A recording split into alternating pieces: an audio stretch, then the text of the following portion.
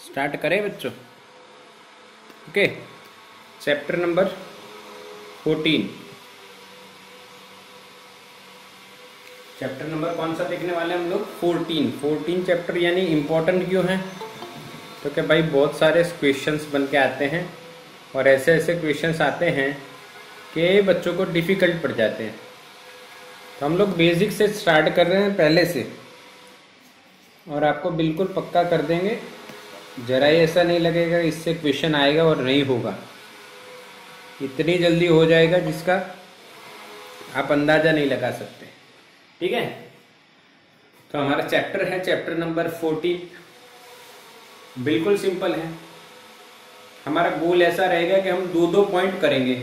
इसमें टोटल कितने पॉइंट है? 14 पॉइंट। लास्ट पॉइंट कौन सा है? 14 पॉइंट तक ऑसिलेशन का 10 है बच्चों। कितना है? 14.10 है। हाँ, तो हमारी आशा यही है कि हम इसको अच्छे से और बढ़िया से तैयार करें। और संडे को भी हम लोग लेंगे इसका लेक्चर, क्योंकि संडे भी हमें काम करना ही है। तो इंट्रोडक्शन में क्या है? चैप्टर का नाम है सबसे पहले तो ऑसिलेशन, ऑसिलेशंस।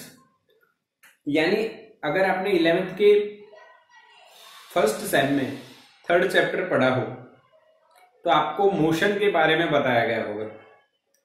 और मैंने जब आपको मोशन के बारे में बताया तब मैंने ये भी कहा होगा कि भाई ये जो एक मोशन है उसका एक टाइप जो है ऑसिलेटरी मोशन भी है।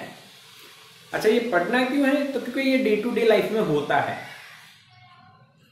अभी मैं भी ऐसे ऐसे थोड़ी देर आपको पढ़ाते पढ़ाते, हाँ कि ना, सोचते सोचते, हाँ, और बैठे बैठे पैर भी हिलता है। कुछ ना कुछ हमारे साथ फिजिकली भी ऐसा हो रहा है। और सिमिलरली जो पेंडुलम वगैरह है, ठीक है, वो जो मोशन कर रहे हैं वो भी हम देखते हैं और ऑब्जर्व करते हैं। हाँ, ये मोशन कुछ अलग तरह का है। ऐसा मोशन हमने देखा तो है पर ये कुछ अलग तरह का है। मोशन तो हमने देखे हैं बहुत सारे, पर ये अलग तरीका है। तो ऐसे मोशंस होते हैं और ये मोशंस के बारे में हम जानते हैं सारे। हम लोग इस चैप्टर में कौन से पढ़ने वाले हैं? Oscillatory motion. तो हम लोग टू द पॉइंट बात करेंगे कि इसमें क्या क्या पढ़ना है। तो ऑसिलेटरी जो मोशन है उसमें ऑसिलेशंस होते हैं। ये जो ऑसिलेशंस है, ये ऑसिलेशन सिंपल हार्मोनिक मोशन के लिए एक बेस होते हैं। कि सिंपल हार्मोनिक मोशन क्या है वो हम पढ़ेंगे। फिर उसमें एम्पलीट्यूड, फ्रीक्वेंसी वगैरह वगैरह ये वो सब कुछ देखेंगे। उसके हर टर्म पे हम लोग फोकस करेंगे, क्योंकि कहीं से भी क्वेश्चन आ सकता है। फिर उसके बाद क्या होता है कि ये सब बातें करने के बाद क्या होगा कि भी आगे आगे जैसे चलते जाएंगे, डिफरेंशियल इक्वेशन आएगा, उसका सॉल्यूशन आएगा।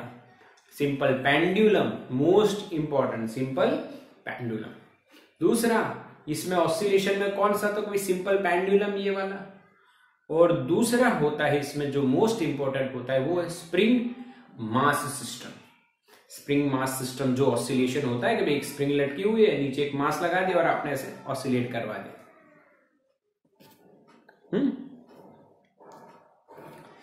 और हर जगह आपने ऑसिलेशन तो देखा होगा। यानी अभी हवा चल रही है बढ़िया, तो आप झाड़ों को भी ऐसे ऐसे डोलते हुए देखा है कि नहीं देखा है? यानी नेचर में भी हमें ऑसिलेशन तो देखने को मिलता है। ठीक है, तो स्टार्ट किया हमने, इंट्रोडक्शन थोड़ा बहुत दिया।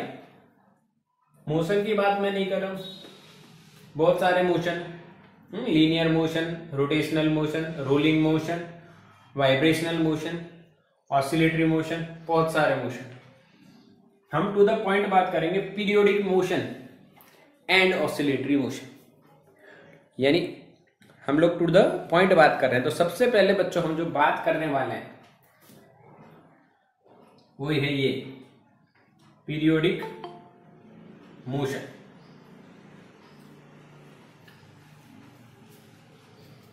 अच्छा, हमने प्रोजेक्टाइल मोशन तो देखा है, इसीलिए पीरियोडिक मोशन भी याद आ जाएगा। अच्छा, प्रोजेक्टाइल मोशन में क्या हो रहा है? पीरियोडिक मोशन में क्या हो रहा है कि प्रोजेक्टाइल मोशन जब हुआ उसमें वो ऑब्जेक्ट जो है अपना पाथ रिपीट नहीं करता है। This is the main difference. Main difference. हमने एक बॉल डाली तो वो बॉल वहां पे गई और वापिस हमारे हाथ में आती है तो जादू हो जाएगा, ऐसा नहीं होता है, तो प्रोजेक्टाइल हो गया। ये पीरियोडिक मोशन है, इसका मतलब क्या वो समझते हैं। The motion of the body, कोई भी बॉडी का मोशन जिसमें बॉडी जो है अपना पाथ रिपीट करती है, the body repeats its path after a specific time interval is called periodic motion. Repeatedly जो मोशन होता है उसको पीरियोडिक मोशन कहते हैं, और जिस टाइम पीरियड की बात कर रहे हैं वो आपको पहले से 9th स्टैंडर्ड से पता है, ठीक है। तो पीरियोडिक मोशन के बारे में आपको ज्यादा जानकारी चाहिए तो सीधा डेफिनेशन की ओर बात करते हैं, यानी अलग अलग तरह से अलग अलग बुक में बहुत सारी डेफिनेशंस अवेलेबल है, मैं सिंपल बात करता हूं। Repeated motion after a certain time, बस सिंपल। क्योंकि देखो 11th में ना तो आपका बोर्ड है तो उसमें आपको थियरी पूरी लिखनी नहीं है, आपको सीधा सटीक याद रखना है मोशन रिपीट हो रहा है after a certain time interval और time period is called repeated motion, और we can say periodic motion. समझ में आ गया? यस और नो मैसेज करो।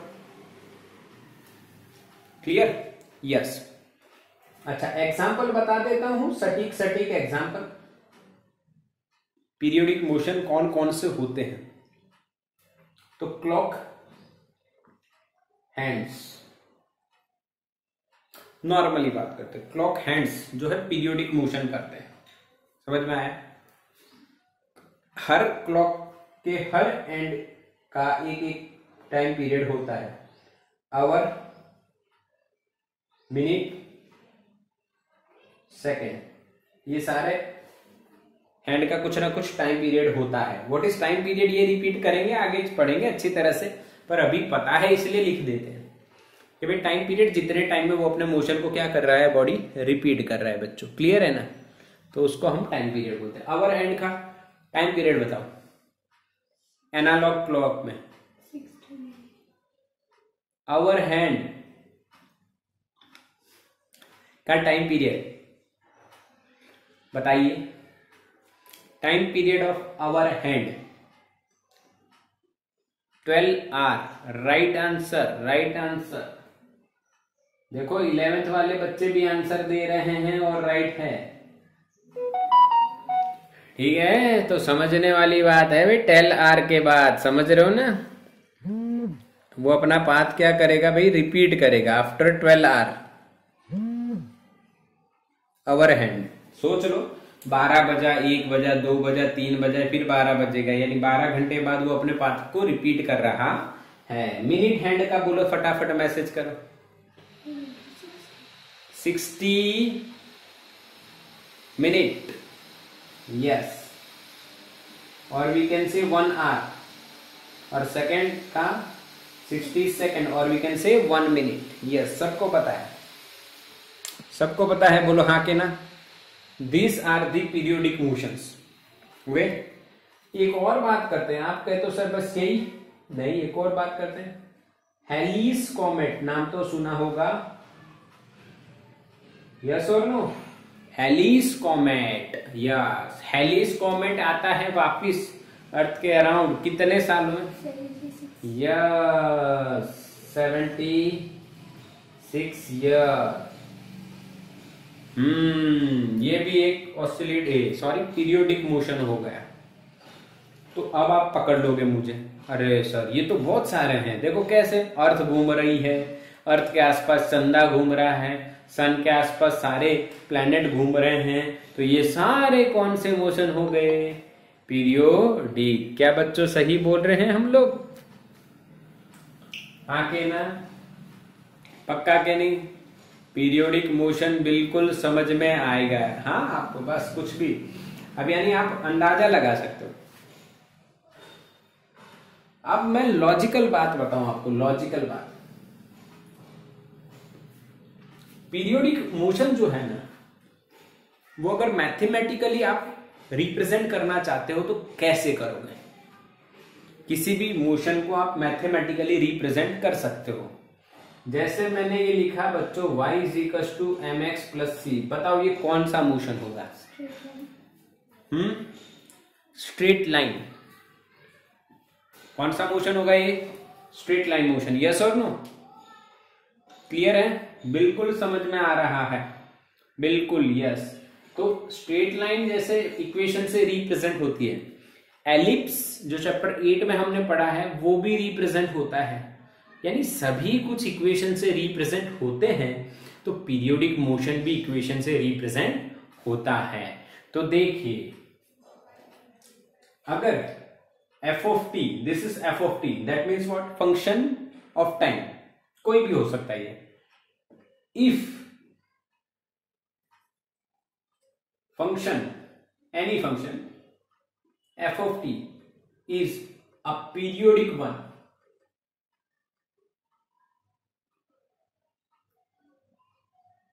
okay, then ये सही से होना चाहिए।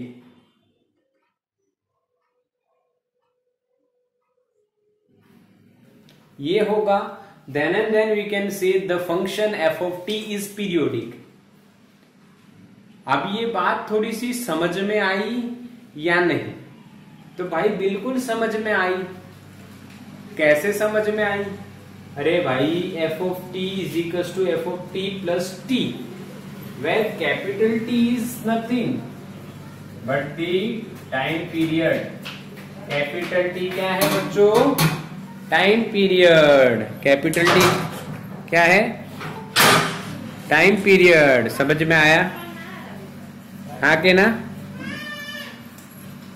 समझ में आ गया? यस। अब देखो एक एग्जांपल से ये पढ़ते हैं बच्चों। एग्जांपल लेते हैं, एक एग्जांपल लेते हैं। हम लोग आवर हैंड की बात करते हैं, उससे क्लियर हो जाएगा। आवर हैंड की बात करते हैं तो उसका टाइम पीरियड कितना होता है? क्योंकि भाई 12 आवर, यानी आप इस तरह से लिख सकते हो f of t, यानी ये जो फंक्शन ऑफ टाइम है, ये फंक्शन ऑफ टाइम क्या है? आवर हैंड है। हाँ कि ना? इससे खेलेगा। हाँ कि ना? चलो तो बच्चों f of t अगर मैं रिप्रेजेंट करूं यहाँ पे, f of t + 12r हो जाएगा। ठीक है? अब देखो मैं आपको एक टाइम देता हूं 3R। अभी हमारा लेक्चर स्टार्ट हुआ 3 बजे। ठीक है? अब हमारी जो घड़ी है उसमें आवर का हैंड घूम के आएगा 12 घंटे बाद। कहाँ होगा?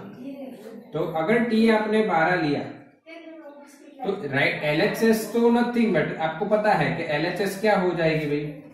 f of t = 3R। कितना बजा है? क्योंकि 12 बजा है, सॉरी 3 बजे है। अच्छा, बट राइट हैंड साइड क्या होगी? देखो f of t प्लस,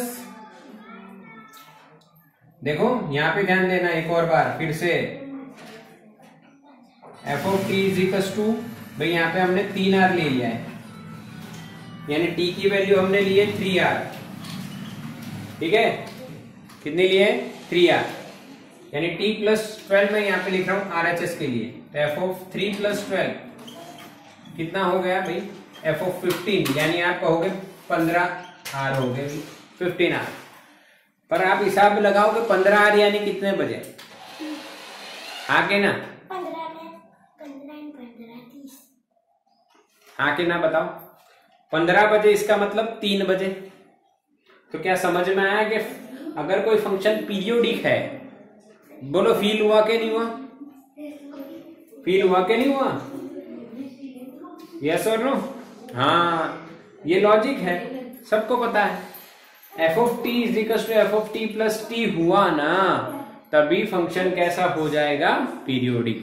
अगर ऐसा नहीं हो रहा है तो इसका मतलब फंक्शन पीरियोडिक नहीं हो रहा। अब फंक्शन हम ऐसा भी ले सकते हैं कि भाई हेलिक्स कॉमेट जो अर्थ के नजदीक आ रहा है, हमें दिख रहा है, तो मान लो बच्चों वो हमें अगर 2010 में दिखा है, मान ले लो 2010 में दिखा है, तो अगली बार कब दिखेगा? 2010 में दिखा, उसका टाइम पीरियड कितना है? 76, तो कितना हो जाएगा? 2086। समझ में आया? Yes, 2086। This is the logic. तो जो फंक्शन पीरियोडिक है उसके बारे में आपको बिल्कुल ज्ञान सटीक हुआ, चाहे कोई भी फंक्शन हो बच्चों। मैंने हेलिस कॉमेट लेके बता दिया। अब बात करते हैं अर्थ की। अर्थ सन के अराउंड रोटेशन करती है, तो वो 365 दिन में एक चक्कर खत्म करती है। समझ में आ रहा है? उसको हम 1 ईयर बोलते हैं, उसको हम 1 ईयर बोलते हैं। तो उसका टाइम पीरियड होगा, यानी जहां पे अभी अर्थ है 1 साल बाद कहां होगी? वही होगी। समझ में आया कि नहीं है? तो ऐसे कोई भी पीरियोडिक फंक्शन बन सकता है, बस कंडीशन सिर्फ ये है उस फंक्शन की टी टाइम पे जो भी वैल्यू हो, फिर वो कुछ भी हो, वो पोजीशन हो सकती है। हालांकि हम लोग ज्यादा डील पोजीशन में करेंगे, वो पोजीशन हो सकती है टी टाइम पे, और T plus capital T time पे भी वही पोजीशन आए तो पीरियोडिक हो जाता है। यस और नो? समझ में आया? इसी तरह से और मैथमेटिकल फंक्शंस देखते हैं। पहले इसका स्क्रीनशॉट निकालो फटाफट। ओके, चलो स्क्रीनशॉट हो गया। अब बात करते हैं पीरियोडिक फंक्शन में एक और फंक्शन की, जैसे कि साइन और कॉस।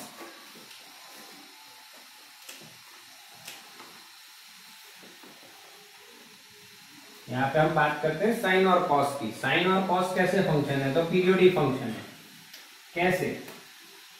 तो छोटी सी डिस्कशन कर लेते हैं फटाफट। तो भाई साइन इज अ पीरियोडिक।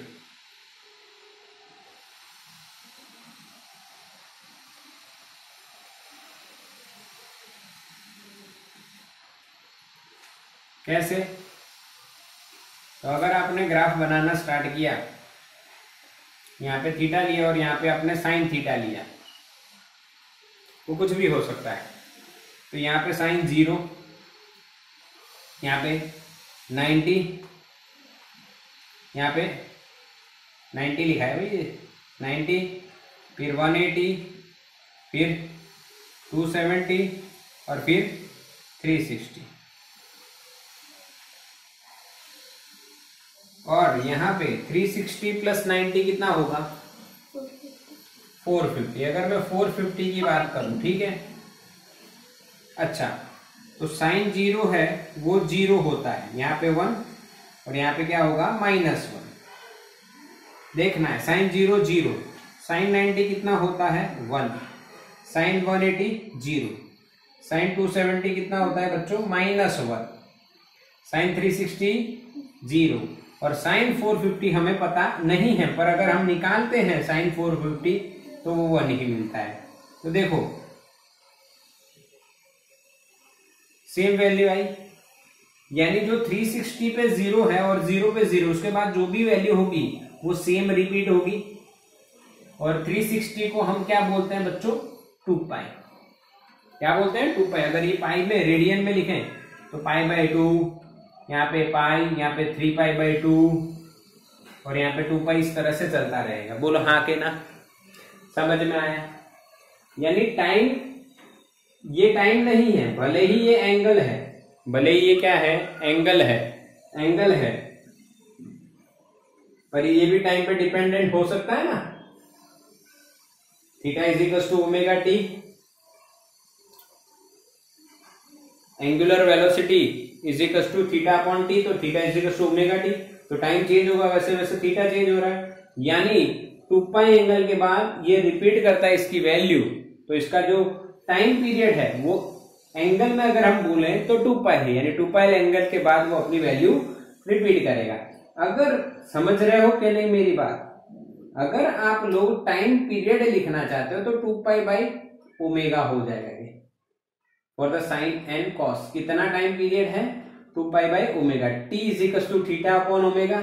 फिर से बता रहा हूं, देखो टाइम पीरियड अगर आप लिखना चाहते हो ऑफ साइन और कोसाइन, जो भी आप लिखो दोनों का सेम है, तो आप t = क्या लिखोगे? θ/ω। वो कितने एंगल के बाद अपनी वैल्यू रिपीट कर रहा है? 2π, तो we have to write here 2π/ω। This is the time period and time period is denoted by capital T। And time period of sine और कोसाइन इज 2π/ω। और पीरियड बोले सिर्फ एंगल के फॉर्म में तो कितना बोलोगे? 2π। बोलो पीरियोडिक फंक्शन में कोई डाउट है? नहीं है ना? बिल्कुल समझ में आया कौन सा?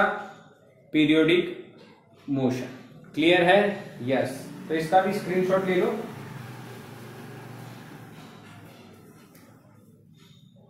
ओके, चलो डन। अब 14.2 भी पीरियोडिक मोशन और ऑसिलेटरी मोशन के नाम से ही है, और हमने इंट्रोडक्शन में पीरियोडिक मोशन की बात कर ली। अब ऑसिलेटरी मोशन भी उसी में आ जाएगा, कोई दिक्कत वाली बात नहीं है। अच्छा, पीरियोडिक मोशन का अगर एनसीईआरटी से आप नाता रखे तो बहुत बढ़िया बढ़िया एग्जांपल देती है। पीरियोडिक मोशन में एनसीईआरटी ये कहती है कि एक आप कीड़ी मान लो, एक मकोड़ा मान लो, एक चींटी मान लो, एक चीटा मान लो, वो रस घर में हमें देखने को मिलते हैं। वो कहीं पे चढ़ते हैं, कहीं पे चढ़ते हैं, फिर उतरते हैं, फिर चढ़ते हैं, फिर उतरते हैं, फिर चढ़ते हैं, फिर उतरते हैं। तो वो कौन सा मोशन हो जाएगा? Periodic motion. आपने देखा तो है कि नहीं? बताओ। आप खाना खाने बैठे हो, एक मकोड़ा आया, अपने हाथ से ऐसे मारा, वो दूर गया, यानी उसने एक टाइम में डिस्टेंस ट्रैवल किया, फिर वापस गया बच्चा, फिर वापस आ गया, फिर आपने मारा, फिर वापस गया। तो कंटिन्यूअसली एक इक्वल टाइम इंटरवल में अपना मोशन रिपीट करता रहता है। हाँ, उसको आप ग्राफ से भी डिनोट कर सकते हो, भाई इतना डिस्टेंस फिर वापस आ गया, फिर इतना डिस्टेंस फिर वापस आ गया, फिर इतना डिस्टेंस फिर वापस। सिमिलरली बास्केटबॉल, ये भी एक पीरियोडिक मोशन हुआ ना। आफ्टर सर्टेन और फिक्स्ड टाइम इंटरवल के बाद वो अपने मोशन को और पाथ को रिपीट कर रही है। ठीक है, तो अब हम 14.2 में बच्चों ऑसिलेटरी मोशन की बात करते हैं। इसमें periodic motion and oscillatory motion दोनों है। हालांकि मैंने आपको ऑसिलेटरी का इंट्रोडक्शन थोड़ा थोड़ा तो दे दिया, सही है? हाँ के ना?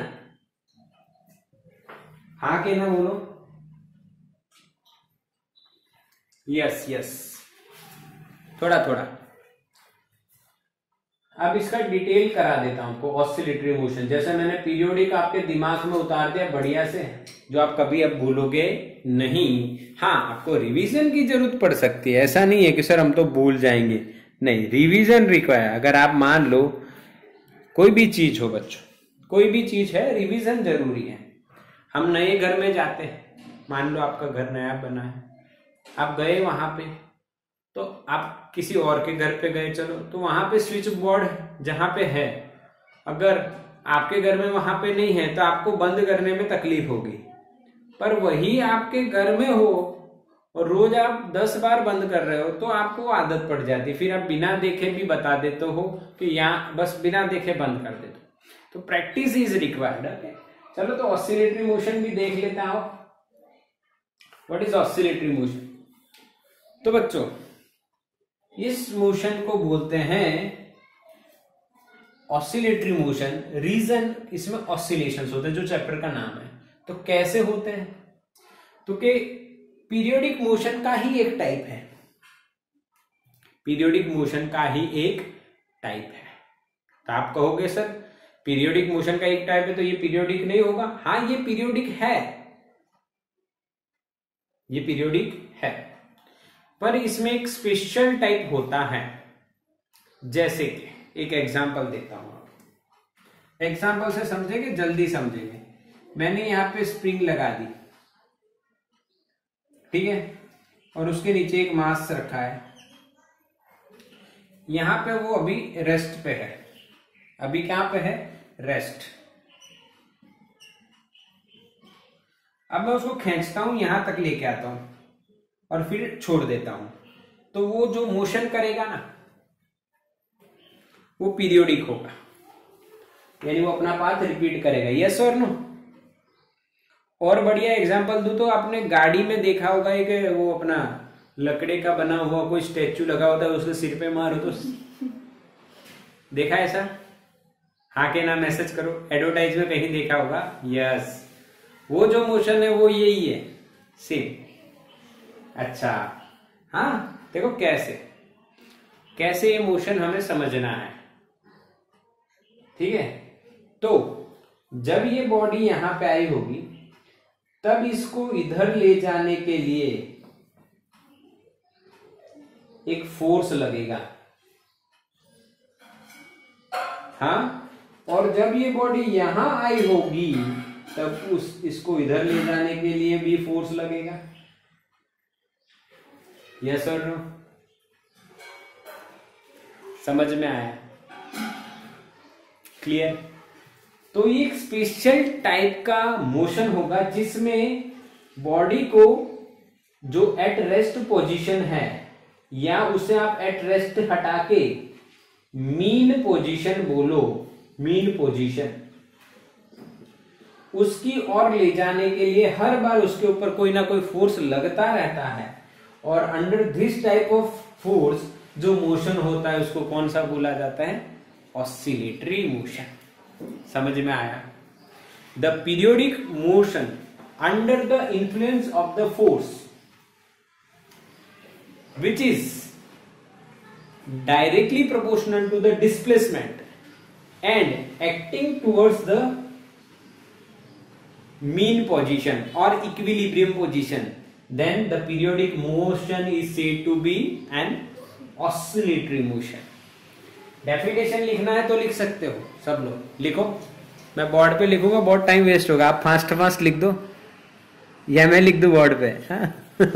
सर आप लिख दो ना, हमें फिर स्क्रीनशॉट निकालना रहेगा और क्या। हाँ, ऑसिलेटरी मोशन क्या है बच्चों? लिखो। थोड़ा सा डिटेल में लिखवाऊंगा, बढ़िया वाली डेफिनेशन, ये वाली नहीं अभी जो बोला वो तो आपको ये समझने के लिए काम लग रही, पर डिटेल वाली डेफिनेशन लिखवा रहा हूं। देखो ये तो आपको समझने के लिए काम लग रही है, बट एक्चुअली ऑसिलेटरी किसे कहते हैं ये आपको डिटेल में लिखवाता हूं। When body repeats its path about a point, about a point, when a body repeats its path about a point on the fixed interval or fixed time interval, like to fro, up down, back forth, then the motion is said to be oscillatory motion. समझ में आया? सीधा इसका meaning आप लिखो छोटे शब्दों में तो रिपीट करता है, body repeat its path after a fixed time interval,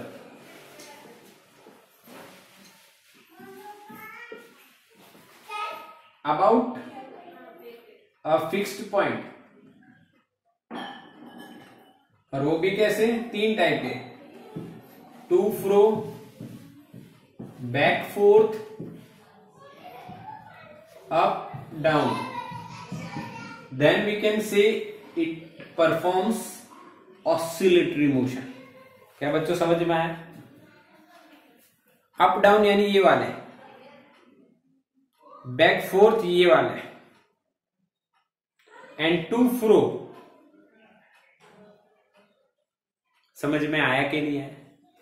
तो इन सभी मोशन में क्या होता है, एक फिक्स पॉइंट होता है, एक फिक्स टाइम होता है, रिपीट होता है पाथ, और किस ऑर्डर में किस तरह से हो रहा है ये भी आपको क्लियर करना है। बोलो समझ में आया कि नहीं? ऑसिलेटरी मोशन क्या है? अच्छा आप कहोगे सर ये क्या था, तो ये ऑसिलेटरी ही है, ये ऑसिलेटरी ही है। इसमें देखो एक फिक्स पॉइंट दिख रहा है, दैट इज मीन पोजीशन, और we can call it equilibrium position. Okay, क्या इसमें पाथ रिपीट हो रहा है? यस। क्या इसमें फिक्स टाइम इंटरवल है? यस। क्या इसमें फिक्स पॉइंट है? यस। क्या ये टू फ्रो है? ना, ये अप डाउन, ये अप डाउन है। तो अप डाउन भी हो सकता है, टू फ्रो यानी पेंडुलम वाला हो सकता है, बैक फोर्थ वो एक कार्टून टाइप होता है, पता नहीं क्या है, मैंने देखा नहीं है, टीवी में ही देखा है एडवर्टाइजमेंट, तो उसको ऐसे सिर पे मारते हैं तो ऐसे ऐसे करते हैं, वो हो गया कौन सा? Back fourth. क्लियर? पक्का समझ में आया ऑसिलेटरी मोशन? बोलो हाँ कि ना?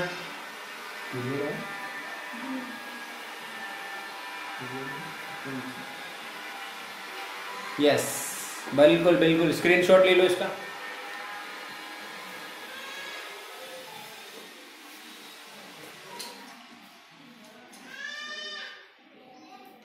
चलो बढ़िया। अच्छा, अब आपको जानना है period and frequency, time period and frequency. Oscillatory motion तो आप जान चुके हो बढ़िया से। अब हम बात करते हैं पहले टाइम पीरियड की, जो हमें आता है।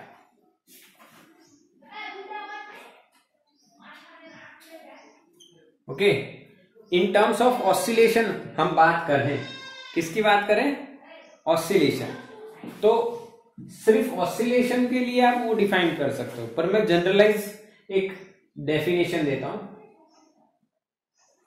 ध्यान से देखिए। Time require to complete one rotation, और we can say oscillation, is called time period. वो तो पता ही है, time required to complete one rotation, और we can say oscillation. This all are known as, ये सारे रोटेशन, ऑसिलेशन, ये सारे टाइम एक ही बात की क्या कर रहे हैं भाई? एक ही बात कर रहे हैं, टाइम पीरियड। ओके, अब टाइम पीरियड को डिनोट कैसे करते हैं? ये तो सबको आता है, डिनोटेड बाई भाई कैपिटल टी। हाँ, और यूनिट क्या होगा? यूनिट ऐसा ही तो उसका एक ही है, सेकेंड। और ऐसे हो तो कुछ भी सकता है, डे हो सकता है, मिनट हो सकता है, आवर हो सकता है, लाइट ईयर्स हो सकते हैं, सारी बातें आपको। अच्छा, लाइट ईयर हो सकता है? सोचो,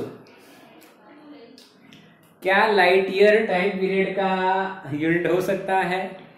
यस और नो? नो, ये गलती नहीं करनी है। लाइट ईयर जो है डिस्टेंस का यूनिट है।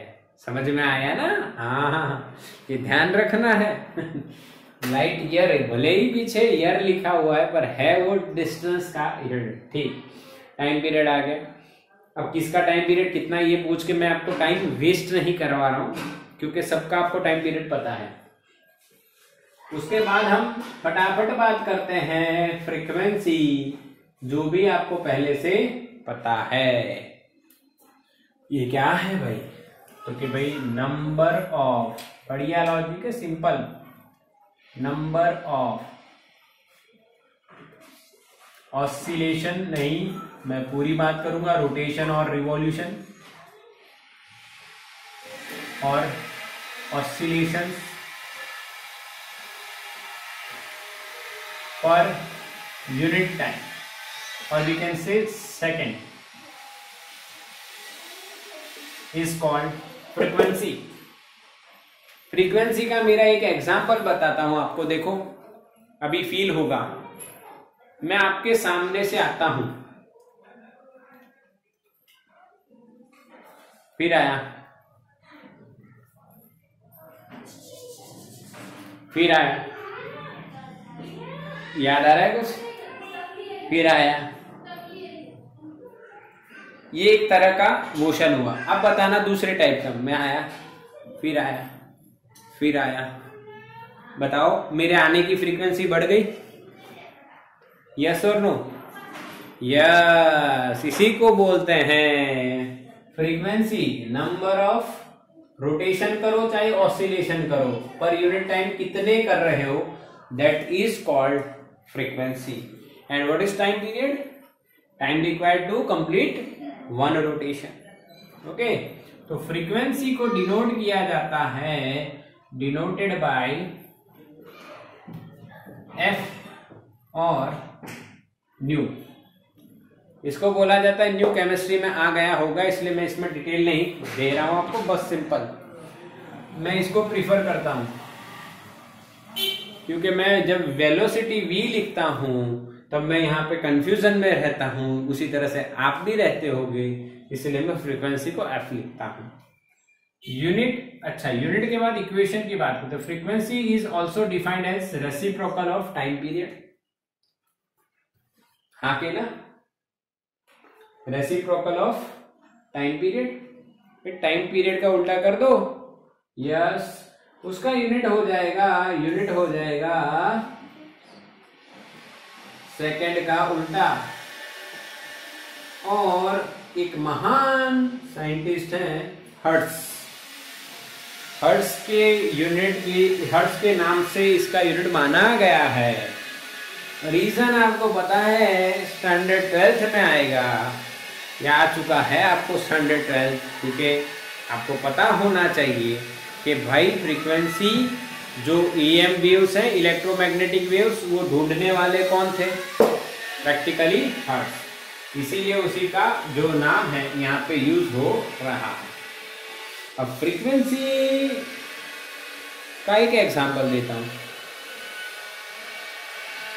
फ्रीक्वेंसी ऑफ, एक एग्जांपल,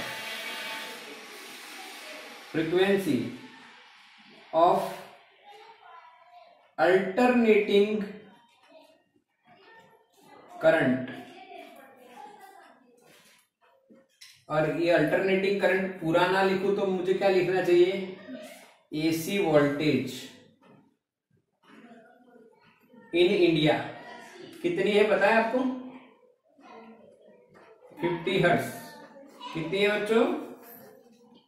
आपका मोबाइल का चार्जर होगा या कोई भी इलेक्ट्रिकल इंस्ट्रूमेंट होगा, अगर वो इंडिया से खरीदा गया है तो उस पे आपको 50 हर्ट्ज देखने को मिलेगा। सही है? अच्छा, 50 हर्ट्ज का मतलब क्या हो गया? 50 ऑसिलेशंस पर सेकेंड। जो AC सिग्नल होता है वो साइन का बना होता है, तो अभी ये साइन का एक है, ऐसे 2 ऑसिलेशन, ऐसे 3 ऑसिलेशन, ऐसे 1 सेकंड में कितने ऑसिलेशन होते हैं? 50। 1 सेकंड में कितने ऑसिलेशन होते हैं इंडिया में? 50। किसके ऑसिलेशन होते हैं? AC वोल्टेज के। किसके? AC वोल्टेज और AC करंट आप जो बोलते हो, जो घर में लाइट देता है, उसके इतने ऑसिलेशंस होते हैं। क्या बच्चों समझ में आया फ्रीक्वेंसी? बिल्कुल। तो इसका स्क्रीनशॉट ले लो। चलो, हो गया बच्चों? यस और नो? तो अब एक सम है 14.2 ही टॉपिक के अंदर, एक सम भी है बढ़िया सा, सिंपल है, ऐसे तो देखने जाओ तो एकदम इजी है, आप देख सकते हो बढ़िया से, आपको आ जाएगा बच्चों बिल्कुल। क्या है देखो, सुनो question. On an average a human heart is found to beat 75 times in a minute, calculate its frequency and time period. यानी 1 मिनट में 75 बार क्या हो रहा है? Beat, human heart. तो ये जो एग्जाम्पल है बिल्कुल सिंपल है, 14.1। एग्जाम्पल 14.1 एकदम सिंपल है कि भाई फ्रीक्वेंसी आपको निकालनी है। तो फ्रीक्वेंसी निकालोगे कैसे बच्चों? तो फ्रीक्वेंसी निकालोगे ऐसे 50 beats per minute, this is the frequency. Frequency तो गिवन है आगे ना, बट गिवन किस में है? मिनट में, इसीलिए इसका यूनिट कन्वर्जन करना है, बाकी कुछ नहीं। अच्छा सॉरी 50 नहीं है 75। सोते हुए की बता दिए मैं, जगते हुए की बात। सो गए थे हम लोग इसलिए 50 हो गई। जग रहे हो ना, तो जगोगे तो ज्यादा हो जाएंगी। कितनी हो जाएंगी? 75। अच्छा अब इसको सेकंड में करोगे तो 75/60। सिर्फ आप यूनिट लिखना चाहो अकेला सेकंड इनवर्स तो भी चलेगा, समझ जाना है। ओके, और ये सॉल्व करेंगे तो 1.25 हर्ट्ज। देखो 75 को 6 से डिवाइड करो यानी 12.5 आ जाएगा, और फिर बाई 10 कर दो तो सीधा ही हिसाब है। मैंने डायरेक्टली तो लिख दिया, पर आपको कैलकुलेट करना है अच्छे से। अच्छा टाइम पीरियड क्या होगा यार इसका उल्टा? 1/फ्रीक्वेंसी यानी 60/75। हाँ के ना, कितना आ रहा है ये? 0.8। कितना आ रहा है? 0.8 सेकेंड। यानी अगर ध्यान से देखो 75 बीट्स 1 मिनट में हो रही हैं, तो 1 बीट करने में कितना टाइम लग रहा है उसको? 0.8 सेकेंड। यानी हमारा जो हार्ट है वो 0.8 सेकेंड में 1 बीट करता है ऐसे, धक धक धक धक। पिक्चर में देखा होगा ना, ऐसे बताया हो गया, कहीं वीडियो वगैरह देखा होगा। तो ये उस तरह से ये एग्जाम्पल है, बिल्कुल सरल है। आया कि नहीं बताओ? कुछ करना नहीं है इसमें, बस सिंपल लॉजिक है। चलो समझ में आया? अब इसके बाद का जो टॉपिक है डिस्प्लेसमेंट, वो हम नेक्स्ट लेक्चर में लेंगे। आज के लिए इतना ही। इसका स्क्रीनशॉट ले लो।